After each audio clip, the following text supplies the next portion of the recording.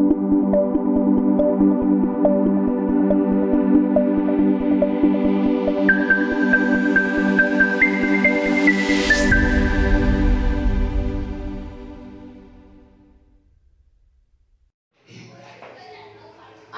आपका सृजल academy group में फिर से आपका स्वागत है।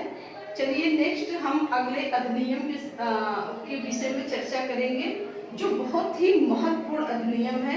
इस अधिनियम से लगभग हर एग्जाम में क्वेश्चन किसी न किसी रूप में पुट अप हो जाता है। तो इसके बारे में हम लोग देखते हैं, यानी भारतीय अधिनियम परिषद 1909, यानी 1909 जिसे किस नाम से जाना जाता था?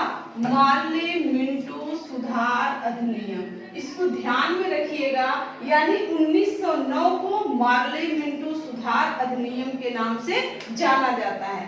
तो यहाँ पे क्वेश्चन बनता है, यानी दो मार्ले और मिंटो कौन थे? दो अलग अलग व्यक्ति थे। मार्ले कौन थे? यानी उस समय ब्रिटिश के जो सचिव थे वो मार्ले थे, और मिंटो तत्कालीन वायसराय थे। यानी मार्ले सचिव और मिंटो तत्कालीन वायसराय थे। इन दोनों ने मिल करके जो सुधार लाया, उसी सुधार को मार्ले मिंटो अधिनियम के नाम से जाना जाता है। तो यह जो अधिनियम था, ये अरुंडेल समिति की रिपोर्ट के आधार पर तैयार किया गया था।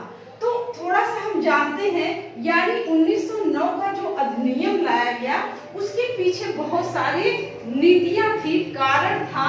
तो पहला जो कारण था, यानी ये 1909 का अधिनियम, यानी कांग्रेस की स्थापना 1885 में हो चुकी थी। हमने 1892 का जो अधिनियम पढ़ा, उसमें बताया कि इससे पहले कांग्रेस की स्थापना हो चुकी थी।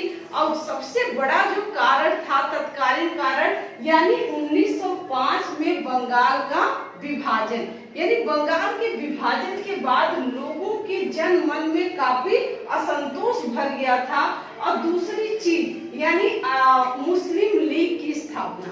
देखिए, एक तरफ तो कांग्रेस की स्थापना, इसको ध्यान से समझिएगा, यानी कांग्रेस की स्थापना, और दूसरा जो है हमारा मुस्लिम लीग की स्थापना।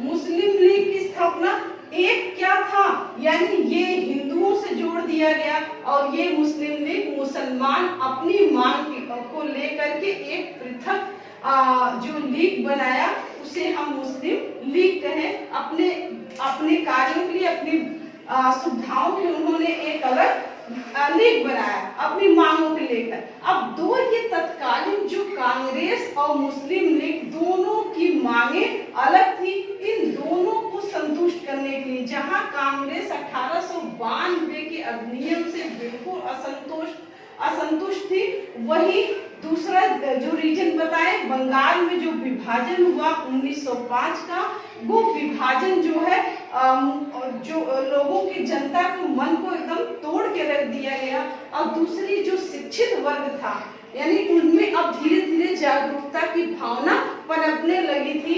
वो ये समझ गए थे कि जब तक हम स्वतंत्र नहीं हो जाते, यानी हमारी मांगों को लेकर के यहाँ कोई सुनवाई नहीं होगी, ये अंग्रेज हमें हर तरह से दबाते रहेंगे। तो ये सारे रीजन, और उसी में एक रीजन था जो महामारी का रूप ले चुका था, इसी समय आया था। तो ये बहुत सारे रीजन थे जिनको संतुष्ट करने के लिए, यानी 1909 का मार्ले मिंटो सुधार अधिनियम लेकर के आया। अब देखिए, यह दूसरा क्वेश्चन पूछता है, यानी 1909 को किस नाम से जाना जाता है? मार्ले मिंटो सुधार। दूसरा, ये किस समिति के रिपोर्ट के अनुशंसा पर लागू किया गया? तो अरुंडेल समिति की रिपोर्ट के अनुशंसा के आधार पर 1909 अधिनियम लाया गया। तीसरा, इसका जो पॉइंट हम देखते हैं, इस अधिनियम के तहत सांप्रदायिकता का बीज बोया गया। यानी किस अधिनियम के तहत भारत में सांप्रदायिकता का बीज बोया गया, या सांप्रदायिकता की भावना भरा गया? तो 1909 के अधिनियम के द्वारा। यानी सांप्रदायिकता जिसके तहत, यानी ये सांप्रदायिकता का बीज कैसे बोया? इसके तहत मुसलमानों के लिए पृथक निर्वाचन, यानी पृथक प्रतिनिधित्व दी गई, यानी मुसलमानों को अलग निर्वाचन प्रणाली दे दिया गया ताकि मुसलमान खुश हो और हिंदू से टूटकर अंग्रेजों की तरफ मिले। इस भावना से सांप्रदायिक निर्वाचन प्रणाली लेकर के आए। तो उसकी जो मुख्य प्रावधान और विशेषताएं हम देखेंगे 1909 के अधिनियम का, तो इस अधिनियम द्वारा केंद्रीय व प्रांतीय विधान परिषदों की संख्या को बढ़ा दिया गया। उनकी संख्या बढ़ाकर कितना कर दिया गया, यानी 60 कर दिया गया। ध्यान रहे, यानी पहले 16 थी, 16 से डायरेक्ट बढ़ा करके 60 कर दिया गया। और दूसरी, इस अधिनियम के अंतर्गत पहली बार किसी भारतीय को वायसराय की परिषद में यानी सदस्य बनाया गया, और वायसराय की परिषद में सदस्य बनने वाले प्रथम भारतीय कौन थे, सत्येंद्र प्रसाद सिन्हा यानी एसपी सिन्हा। इसको ध्यान रखिएगा, एसपी सिन्हा वायसराय की परिषद में प्रथम भारतीय सदस्य बनने वाले व्यक्ति थे। इस अधिनियम नेक्स्ट है, इस अधिनियम के तहत यानी देखिए पृथक निर्वाचन प्रणाली तो लाया गया, लेकिन स्त्रियों को मताधिकार नहीं दिया गया। अभी तक महिलाओं के लिए कोई व्यवस्था मताधिकार की लागू नहीं किया गया था। इस अधिनियम द्वारा देखिए नेक्स्ट, इस अधिनियम द्वारा बजट की विवेचना करने के साथ साथ उस पे प्रश्न पूछने और पूरक प्रश्न पूछने का अधिकार मिला। क्वेश्चन देखिए जहां से बनता है, हमने इससे पहले 1892 पढ़ा, 1892 में प्रश्न पूछने का अधिकार था, लेकिन पूरक प्रश्न पूछने का अधिकार कब दिया गया, तो 1909 में दिया गया। सप्लीमेंट्री क्वेश्चन पूछने का अधिकार 1909 के मार्ले मिंटो अधिनियम से मिलता है। अब देखिए इस अधिनियम द्वारा नेक्स्ट जो सबसे, ये अधिनियम जिसके लिए जाना जाता है, मुसलमानों के लिए पृथक निर्वाचन मंडल बनाया गया। यानी निर्वाचन के लिए पृथक निर्वाचन मंडल क्या होता है, यानी जिसमें प्रतिनिधि भी मुस्लिम हो और वोटर भी मुस्लिम हो।